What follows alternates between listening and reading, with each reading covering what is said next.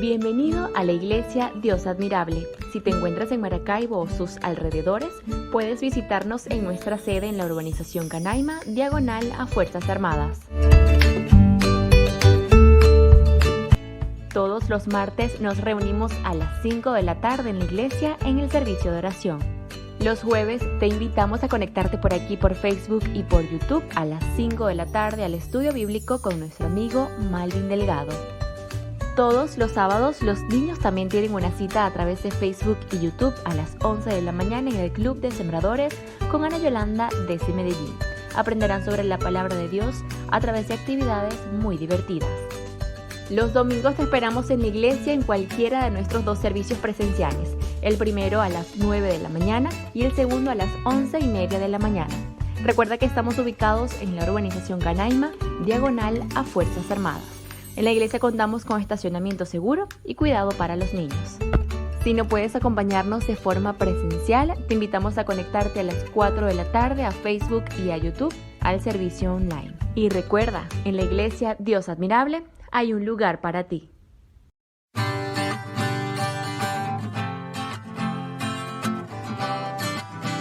¡Feliz domingo! Estamos muy contentos de tenerte con nosotros. Mi nombre es Gabriela Tablante. Esta es la Iglesia Dios Admirable en Maracaibo en casa y como cada domingo nos conectamos para alabar a nuestro Dios y aprender más de su palabra.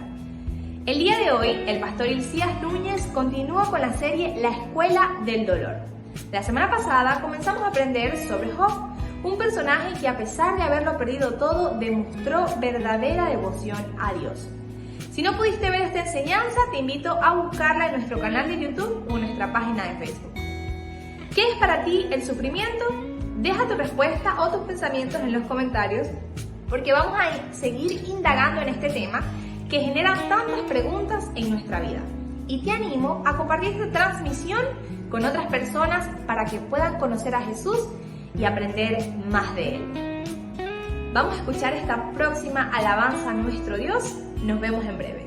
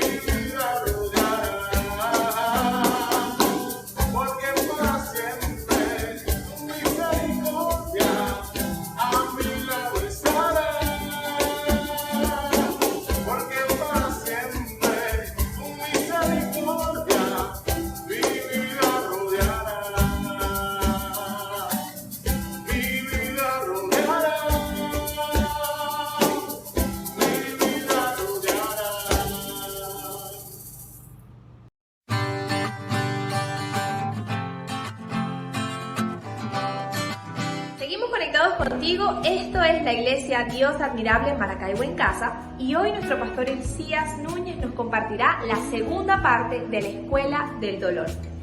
Tan antiguo como la humanidad es el sufrimiento. Con la entrada del pecado, si hay algo que tenemos seguro, es el dolor. Es un tema tan importante que se ha ganado un lugar entre pensadores, filósofos y estudiosos y al que se le han dedicado un montón de explicaciones y teorías. Para Aristóteles, el sufrimiento no era una emoción, sino una sensación. para Descartes, una percepción del alma, y para Nietzsche, una parte ineludible de la existencia del hombre. Los amigos de Job tenían su propia opinión del por qué él estaba pasando por tan grande tribulación. El mismo Job tenía algo que decir al respecto, pero acá lo más importante es ¿qué tiene Dios para decir sobre eso? Las respuestas a todas estas preguntas las encontrarás en pocos minutos, pero antes sigamos alabando a nuestro Dios a través de la música.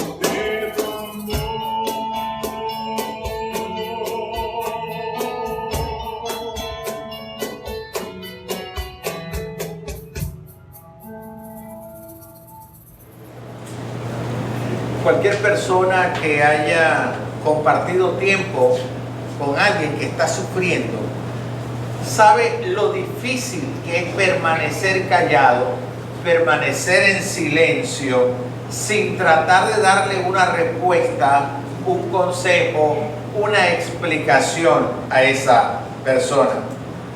Nuestro instinto es investigar qué salió mal, identificar una solución potencial al conflicto o a la tribulación que esa persona está experimentando. Es que en nosotros, en nuestro ser interior, hay la tendencia a tratar de encontrar una razón al sufrimiento y nos contentamos con cualquier explicación que se nos dé, así sea correcta o incorrecta, antes de aceptar que el sufrimiento, que la tribulación, que el dolor realmente es uno de los grandes misterios de Dios. Yo creo que sería más sincero y mucho más útil para nosotros cuando estamos acompañando a alguien en la tribulación decirle: no sé por qué te ocurrió esto, quisiera que nadie tuviera que pasar por algo así. Seguramente si alguno de ustedes ha perdido un ser querido y yo he podido ir al sepelio, se habrá percatado que no he pasado más que de un abrazo. He tratado de darle un abrazo fuerte porque no tengo explicación para el dolor. Si somos entonces capaces de hacerlo, de tener empatía con la persona, de seguirla acompañando sin buscar una explicación a su tribulación o a su tormento, a su sufrimiento, yo creo que entonces vamos a poder ser intermediarios de la compasión de Dios para con esa persona atribulada. Veamos cómo Job, sus amigos y Dios ven el sufrimiento del patriarca y cómo manejaron el dolor.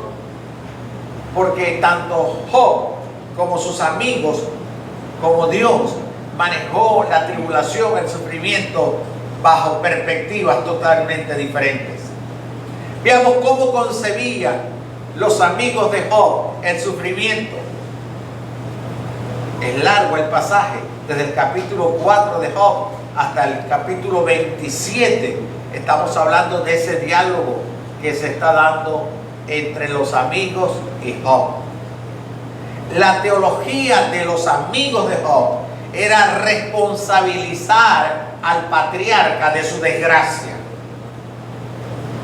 Es decir, ellos pensaban, si está sufriendo, algo malo hizo. Esa era la teología de ellos. Ese es el argumento de los 4 amigos. Pero seamos honestos, los amigos de Job se enteraron de la situación, fueron a visitarlo. Al acercarse, ellos actuaron como si estuvieran de luto. Permanecieron en silencio durante una semana junto a Job, sentados en el suelo, al lado del patriarca que sufría. Ellos estuvieron allí en silencio, sin hablar. En ese momento Job tenía que lidiar con una avalancha de sentimientos. Y Job entendía que reprimir los sentimientos no era una buena idea. Estaba tan angustiado que Job llegó a maldecir el día de su propio nacimiento, mientras le hacía una serie de preguntas a Dios.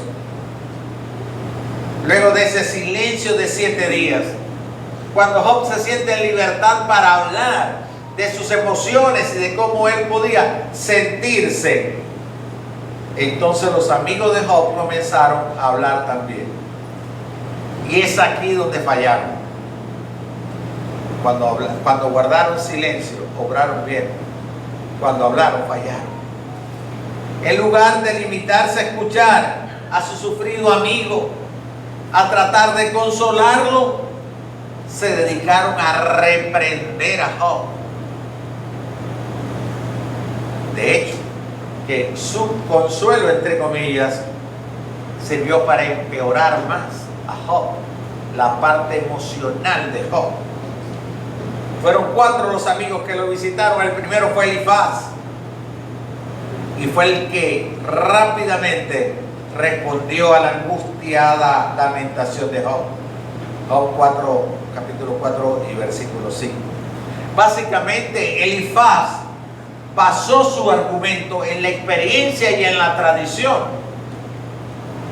Es decir, miren qué habilidoso era él en cosas de la tribulación.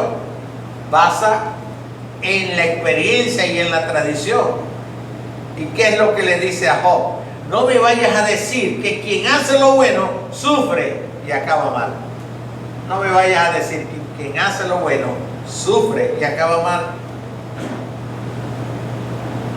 En esta afirmación de Elifaz, él está pasando por alto en su teología el tema de la gracia y la misericordia de Dios. En la lógica de Elifaz, solo los pecadores sufren. Y él comenzó muy bien, comenzó con elogios, recordando cómo Job había llevado ayuda fortaleza y estabilidad a otras personas. Y lo primero que hizo fue reprenderlo por su desaliento. Pensaba que el patriarca había sido un maestro en motivar a los desanimados y creían que ahora Job debía tomarse su propia medicina. Si tanto consuelo le diste a las otras personas, es el tiempo que tú seas consolado. Elifaz le dijo algunas verdades acerca de los atributos de Dios. Sin embargo, también usó un hermoso discurso para acusar a Job, quien era un hombre justo. Aunque Elifaz podía tener razón en algunos aspectos, estaba totalmente errado en el juicio que le estaba haciendo al corazón de Job, a las intenciones del patriarca. No estaba haciendo justicia con Job. Y es que Job no estaba sufriendo a causa de algún pecado. ¿Cómo lo sabemos? Era Satanás quien estaba atentando, atacando a Job. Job era el punto intermedio en una lucha espiritual que había comenzado. El segundo de los amigos fue Bildad. Este en su discurso se mostró como un gran legalista. Y vaya que los que son expertos en dar explicaciones a las tribulaciones ajenas, ¿no? Son expertos en eso también. Bildad no tuvo ninguna sensibilidad hacia Job, hacia ese amigo que estaba sufriendo. Cuando Bildad toma la palabra, le habla a Job de una manera más dura aún que la que Elifaz le había dicho. Él arranca a sermonear a Job sobre el carácter de Dios. ¿Acaso Dios pervierte la justicia? Le pregunta. ¿Acaso tuerce el derecho el Todopoderoso? Muy teológico él, ¿verdad? Muy legalista él también. Este hombre le recuerda al patriarca que Dios es justo y recto. Y si Dios es justo y recto, entonces Job estaba recibiendo su merecido. Porque el Dios justo no iba a permitir que eso ocurriera. Entonces estaba dado por sentado que Job no era puro ni recto. Lo que necesitaba era el perdón y la misericordia de Dios. Bildad basaba sus enseñanzas en la sabiduría de los antiguos que habían vivido antes que ellos. El argumento de Bildad es contradicho por el sabio autor del libro de Eclesiastés cuando dice: en mi corta vida he visto de todo, gente buena que muere joven y gente mala que vive mucho tiempo. Por tanto, es muy prudente observar que el sufrimiento no es forzosamente señal del pecado. Yo voy a repetir esta frase. No es prudente observar que el sufrimiento es forzosamente una señal de pecado. El tercero en hablar fue Sofar. En el capítulo 11, desde el primer versículo, está toda la exposición de él. Él siguió en la misma línea de persecución contra Job. Parece que él no creía en el sufrimiento de los justos. Si no creía en el sufrimiento de los justos, obviamente representaba entonces una acusación más de que Job estaba en pecado. Sofar incluso llegó a afirmar que Job estaba sufriendo menos de lo que él merecía. Mira hasta dónde llegan los juicios cuando uno está en tribulación. Siempre he dicho, esos juicios son como echarle sal a la herida, ¿verdad? Sofar le dice: ojalá Dios hablara para responderte. Acuérdense que Job estaba diciendo: si Dios me diera la oportunidad de hablar con él. Entonces le dice, ojalá Dios hablara para responderte. Así verías que Dios no te ha castigado tanto como mereces. Dios no te ha castigado tanto como mereces. ¿Qué les parece? Y ya vemos el sufrimiento de Job. Todos lo conocemos. Yo creo que Sofar es el que pronuncia el discurso más duro de todos. Porque no solamente está diciendo que Job era culpable de un pecado, también lo acusa de que las palabras, los argumentos, los razonamientos que Job le estaba diciendo, en el cual manifestaba que no podía comprender el dolor que estaba experimentando, decía que eso eran falsas afirmaciones, porque Dios jamás va a castigar a un hombre justo. Y termina diciéndole o acusándolo de no conocer la sabiduría y los caminos de Dios. Qué temerarios somos cuando vemos a las otras personas estar atribuladas. Así que este buen amigo de Job, digo bueno con sarcasmo, Sofar, respondió a la necesidad de Job con juicio y no con amor. Como tal, la experiencia de Sofar nos sirve de poderoso ejemplo de una manera. Tenemos que aprender de estos tres hombres, y lo que podemos aprender es que no debemos responder así a quienes están en medio de una tribulación, en medio de un sufrimiento, en medio del dolor. Eliú fue el último de los amigos de Job en hablar y fue el más joven de todos. Él no había hablado antes por respeto a los amigos mayores. Era algo propio de la cultura. Hablaban primero los adultos y después podían hablar los jóvenes. Eliú culpó a los tres amigos de Job de no haber sabido defender a Dios frente al atribulado Job, ya que el patriarca no estaba admitiendo ser malvado. ¿Qué les parece? Qué bárbaro Eliú, ¿verdad? Es decir, Eliú asume la defensa de Dios para justificar la tribulación que estaba experimentando Job. Y son responsables ellos tres de no haber podido convencer a Job de que estaba en pecado, cuando Job decía que no había maldad en él.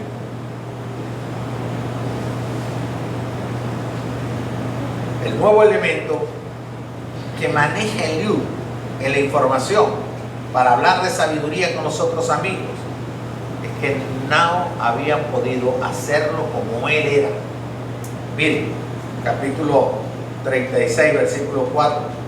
Te aseguro, le dice Job a los amigos y a Job, le dice Eliú a Job y a sus amigos, te aseguro que no hay falsedad en mis palabras. Tienes ante ti a la sabiduría en persona. Qué bárbaro, ¿verdad? Qué soberbia, qué prepotencia la de este hombre. Tienes ante ti a la sabiduría en persona. Pero en realidad el plan de Eliú es el mismo de los tres amigos anteriores: convencer a Job de que ha hecho algo malo y que por eso está mereciendo su castigo. Animar a que Job se arrepintiera para que pudiera recibir la bendición de Dios de nuevo. La verdad es que los cuatro amigos de Job perdieron la gran oportunidad de administrar misericordia a un atribulado hombre de Dios. Porque su ortodoxia, su teología, su concepción de lo que era Dios no dejaba lugar a la compasión. Como buenos amigos, ellos no tenían que ir a dar clases de doctrina sobre el sufrimiento a Job. Solo debían consolarlo. Pero en lugar de eso, ellos convirtieron el dolor de Job en un debate teológico. En el proceso de ese debate teológico, en vez de consuelo, ellos citaron verdaderos principios bíblicos. El problema fue que los aplicaron de forma errónea e inapropiada. El razonamiento de los 4 amigos de Job es un silogismo, porque es una afirmación final que se sienta sobre una afirmación falsa. El silogismo de ellos era: Dios solamente envía calamidades a las personas malvadas. Dios solo envía calamidades a las personas malvadas. Si usted ha sufrido una calamidad, conclusión, usted debe ser malvado. Un silogismo. O sea, Dios solo manda sufrimiento, calamidades a las personas malvadas. Ah, estás pasando dolor, sufrimiento, tribulación. Ok, tú eres un malvado. Eso es un silogismo. Veamos ahora la respuesta de Job. Job da 2 respuestas. La primera respuesta es a sus amigos, a los expertos en teología, que van a tratar de defender a Dios frente al atribulado Job, a justificar el sufrimiento de Job, tratando de mostrar toda su sapiencia sobre el tema. Ante sus amigos, Job defiende su inocencia de manera cabal, constante. Él no acepta estos argumentos falsos que estaban diciendo los amigos de Job. El argumento falso de que los hombres justos no sufren, ese era un argumento falso. Y él lo defiende durante toda la conversación. Lastimosamente hoy día, muchos cristianos no piensan así. Siguen creyendo que los que sufren o pasan por tribulación es gente que está en pecado. Incluso muchos que están experimentando tribulación están preguntándose internamente en qué le falla al Señor. Ahora, Job, que me llama la atención porque era un hombre sano emocionalmente, describe perfectamente su sentir y lo que debería ser nuestra actitud ante la persona que sufre. Job 19 al 22. Miren cómo habla él desde lo profundo de su corazón. Dice: mis mejores amigos me rechazan. La gente que yo amaba se ha puesto en mi contra. La piel se me pega a los huesos. A duras penas estoy vivo. Y luego les dice que me imagino que eso debe ser un dolor desgarrante desde lo alto. Tengan compasión de mí, amigos míos. Tengan compasión de mí, porque Dios me ha destruido. Porque hacen lo mismo y me persiguen, no se cansan de hacerme daño. Entre más veces Job defendía su inocencia, sus amigos trataban de encontrar argumentos para convencerlo de que debía arrepentirse. Y Job dice: tengan compasión de mí, amigos míos. Tengan compasión de mí. Y si hay algo que yo quisiera que tú te llevaras hoy de esta enseñanza, es que debes tener empatía, compasión, caridad, amor con la gente atribulada, con la gente que sufre. Ya tienen bastante con su dolor para que nos convirtamos nosotros en los jueces de su tragedia. El patriarca estaba abriendo su corazón y a la vez está mostrando lo dolido que está. Emocionalmente él manifiesta que las personas que él amaba se habían puesto en su contra. Una paradoja, ¿verdad? Porque si a ti te conocen y a ti te aman, puedes entender que en el tiempo del dolor necesitas acompañamiento, no juicio. Necesitas empatía en medio del sufrimiento. Pero dice Job que se habían puesto en su contra. Y luego habla de su estado físico. A duras penas estoy vivo, decía Job. En en el fondo del corazón y en la mente de Job, él no quería explicaciones teológicas de ningún tipo. Él solo quería compasión ante el dolor que él estima se lo ha ocasionado Dios. Es decir, Job era el único de los 5 amigos, los 4 de él y él, que estaba claro que el dolor que estaba experimentando, el sufrimiento, lo estaba ocasionando Dios. Y Job se dedica a aclararles a ellos que los malvados sí prosperan y los justos sí sufren. Con muchos argumentos el sabio patriarca desmonta entonces todas las afirmaciones de sus críticos, de sus amigos despiadados, de esos análisis que podían ayudarle un poco. Job estaba recibiendo, como ya les dije, respuestas teológicas, y lo que estaba necesitando era empatía y consuelo. La respuesta de Job a Dios, interesante también cómo le enfoca a él. Job tiene la sabiduría que nos falta a muchos de nosotros como cristianos hoy día, porque es que Job supo entregarle a Dios sus emociones en lugar de descargarlas a sí mismo, es decir, a sentirse miserable, a demandar compasión. No, esa no fue la actitud de él. Tampoco Job trató de responsabilizar a las otras personas que estaban a su alrededor de lo que había ocurrido, de la tragedia que estaba viviendo. Pero Job también sabía y lo creía, que la fuente de las bendiciones y la fuente de las adversidades es Dios. Así que él toma su queja y la lleva a la fuente, a quien podía resolver su situación. Y en el capítulo 13, versículo 3 dice: pero quiero hablar al Todopoderoso y deseo argumentar con Dios. Quiero hablar al Todopoderoso y deseo argumentar con Dios. ¿Se imaginan eso? Nosotros, que nuestra alma, que nuestro espíritu está desnudo delante de Dios. Job dice: yo quiero hablar con Dios. Yo quiero que Dios escuche mis argumentos.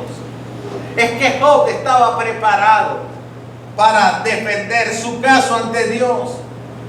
Y Job llegó a decir cosas tan fuertes como esta. Job 13:15: que me mate, ya no tengo esperanza, pero en su propia cara defenderé mi conducta. Yo no me atrevería a decir eso jamás. Así de seguro estaba Job que su sufrimiento no era consecuencia del pecado, pero a la vez él estaba claro de la infinita misericordia, de la infinita sabiduría divina. Es decir, él pensaba que el sufrimiento lo había originado Dios. No sabía por qué, pero pensaba que la inmensa, infinita sabiduría de Dios tendría un propósito para él. Y que me lo explique Dios y ya.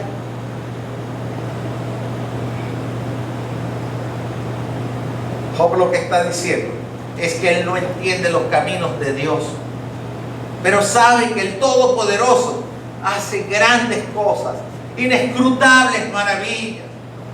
Y Job también sabe que él nunca va a poder derrotar a Dios.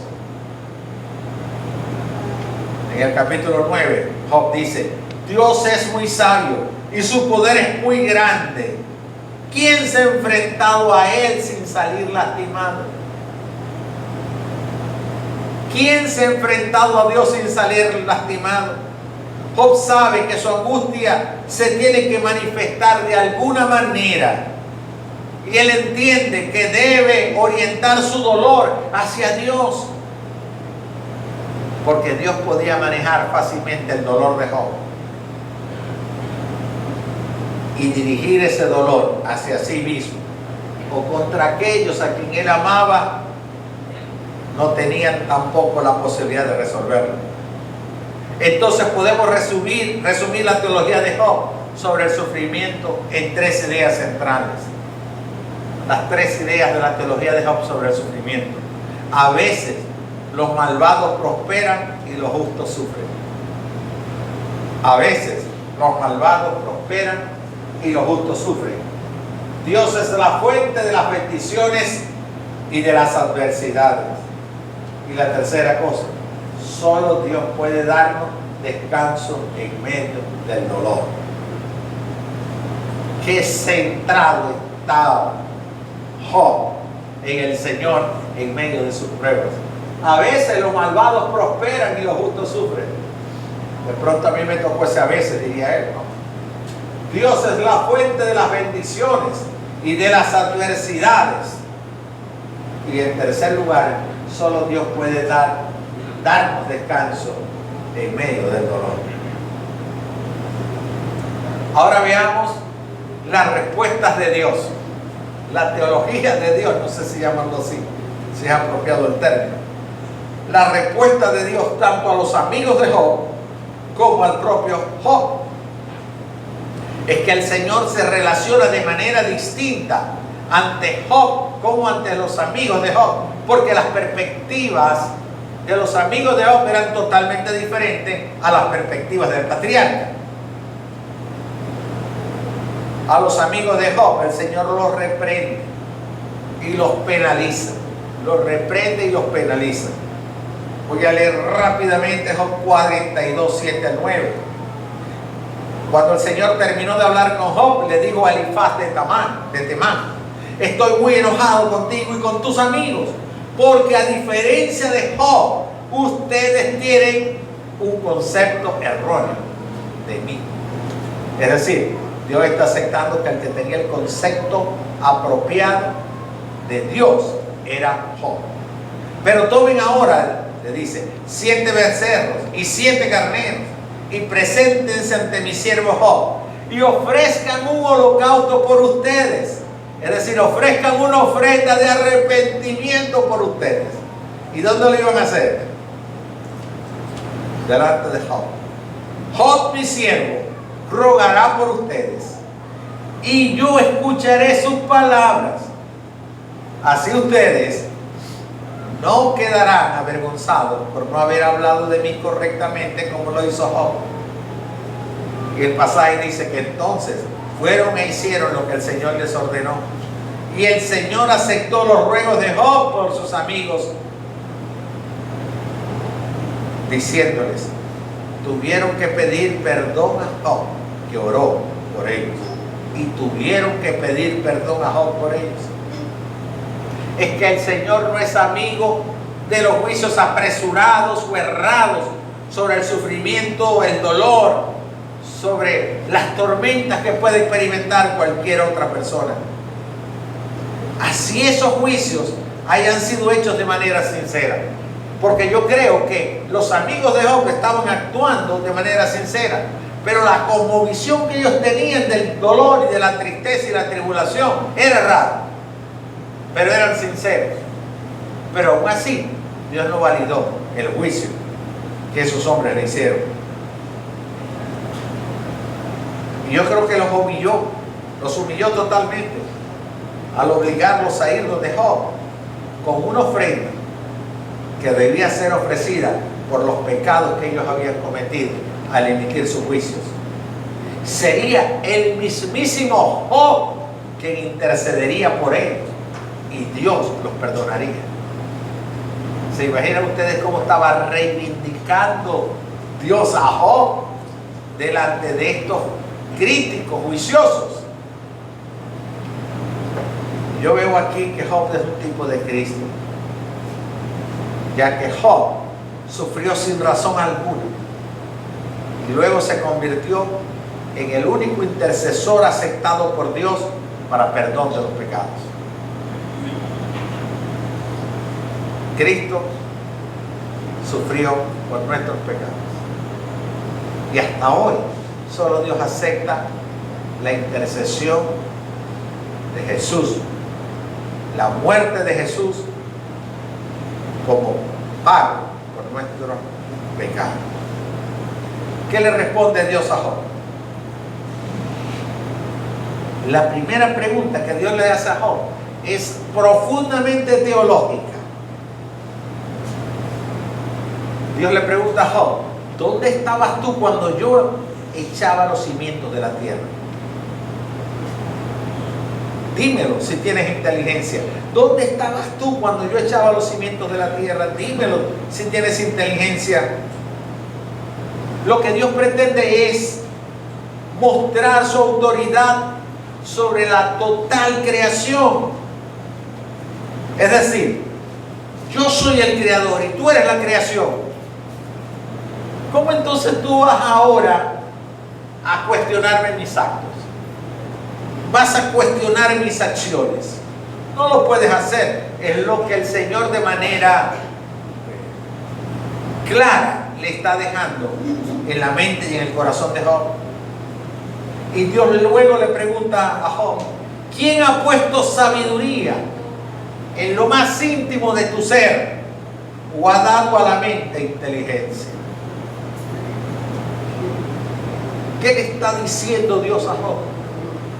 Le está diciendo: mijo, la sabiduría que tú tienes y la inteligencia que tú tienes te la di yo, pero te la limité a ti.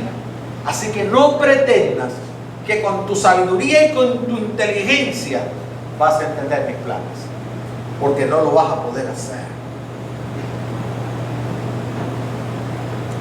Con estas preguntas,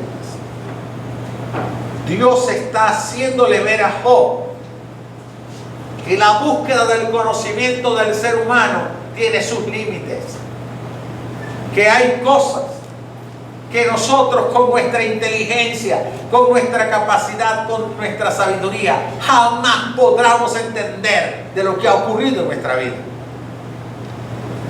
Que habrá mucho de nuestro sufrimiento, de nuestra tribulación, de nuestro dolor, que nunca podremos entender, pero que Dios sabe por qué ha ocurrido. Porque es que Dios implantó en nosotros solamente una pequeña, ínfima porción de su sabiduría. ¿Saben para qué? Para que nunca tengamos la capacidad de comprender todos sus caminos. Aún así, Dios jamás le reprochó a Job que fuera con su carga de dolor emocional y físico delante de él. El Señor quería enseñar que es bueno expresar nuestra queja ante Dios. Que nos quejemos está bien delante de Dios. Eso es bueno, pero es tonto esperar que la respuesta de Dios sea: sí, me equivoqué contigo. No debe haber permitido eso. Porque todo lo que ocurre a nuestro alrededor y en nosotros tiene un propósito de Dios.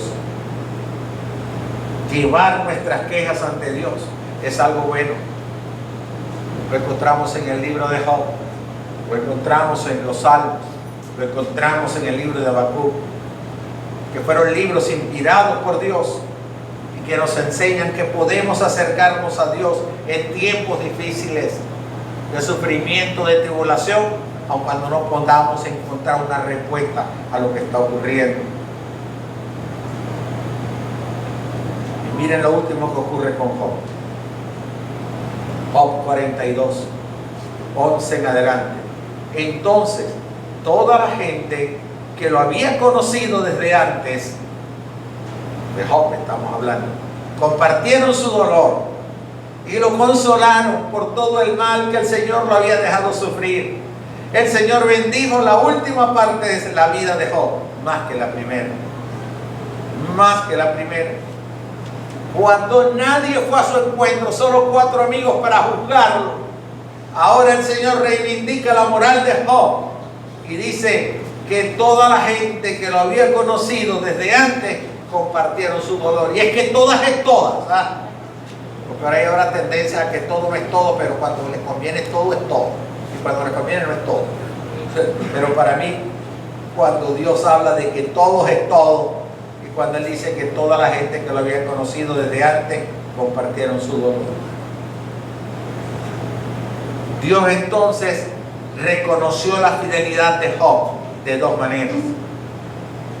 La primera, como ya vimos, haciendo que sus amigos fueran al encuentro del patriarca para ofrecer ofrenda por sus pecados. Y la segunda, restituyendo abundantemente lo que había perdido. Hay muchas preguntas que yo no puedo responder, que ustedes pudieran hacérselas, están en su derecho. Pero tal vez ustedes dirán, ¿por qué Dios tenía que permitir que Job sufriera para convencer a Satanás de la integridad de Job? Y pueden hacerme 20 preguntas más y tendré que decirle, como le dijo Dios a Job: ¿y quién eres tú para cuestionarme a mí si yo soy el creador y tú eres la criatura?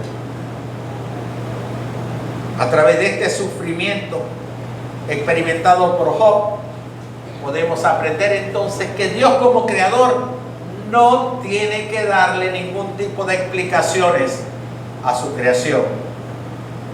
Y la segunda cosa que podemos descubrir y aplicar es que Dios recompensa la fidelidad de sus hijos. La primera, Dios no tiene que dar explicaciones del sufrimiento. La segunda, Dios recompensa la fidelidad de sus hijos. Job prueba su fidelidad a Dios en dos tiempos de su vida: en la prosperidad y en la adversidad. Recuerda, en el capítulo 1, cuando era próspero, ofrecía holocausto y sacrificio por los potenciales pecados que sus hijos podían haber hecho. Y él también ofrecía holocausto por su pecado.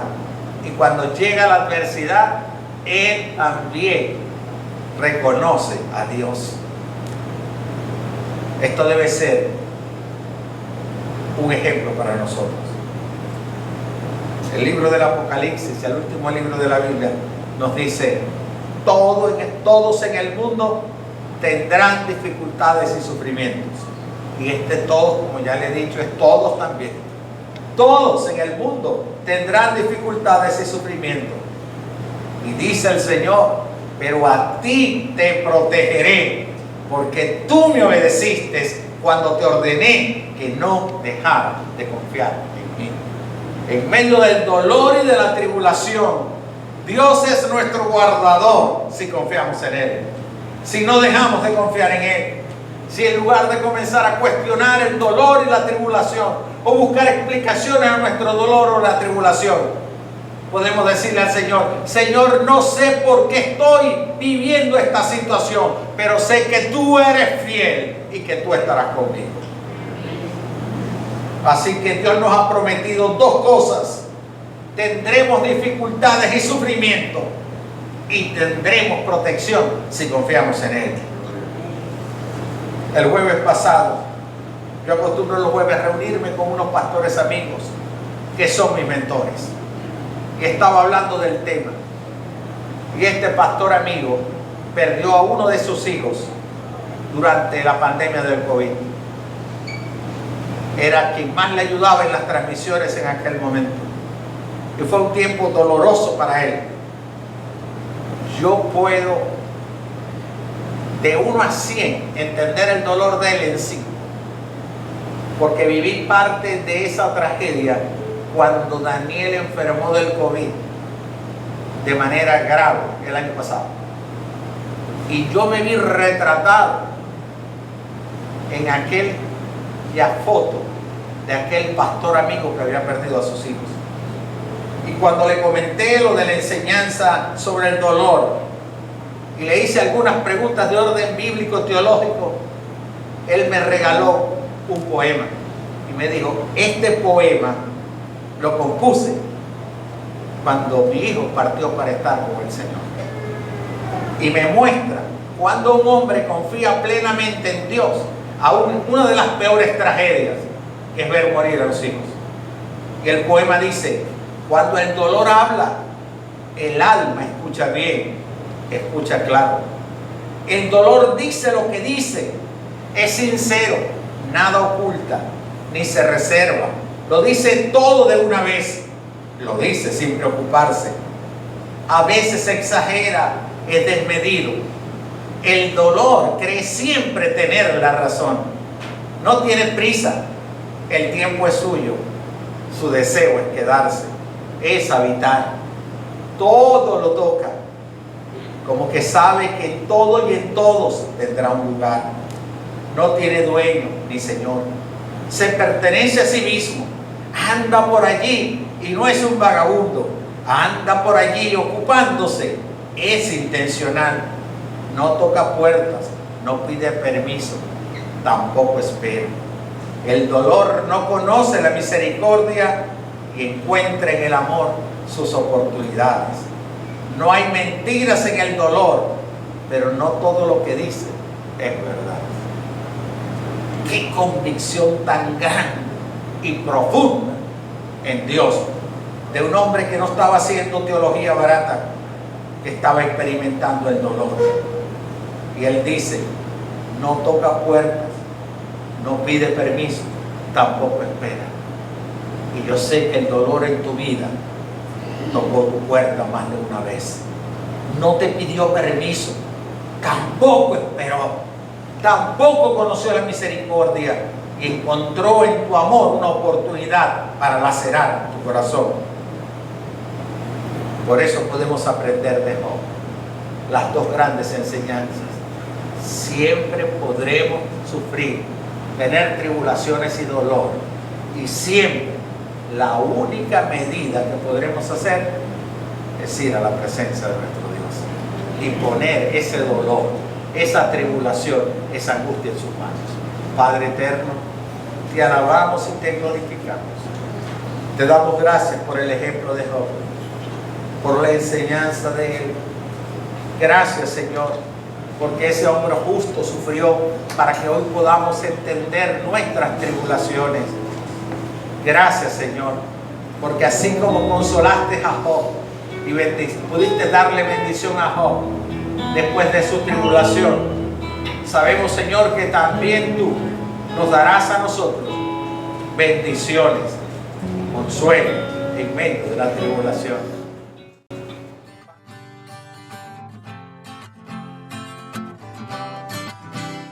Damos gracias a Dios por la vida de nuestro pastor Hilcías Núñez y por este mensaje que sabemos será de gran bendición para tu vida, sea cual sea la situación en la que te encuentres.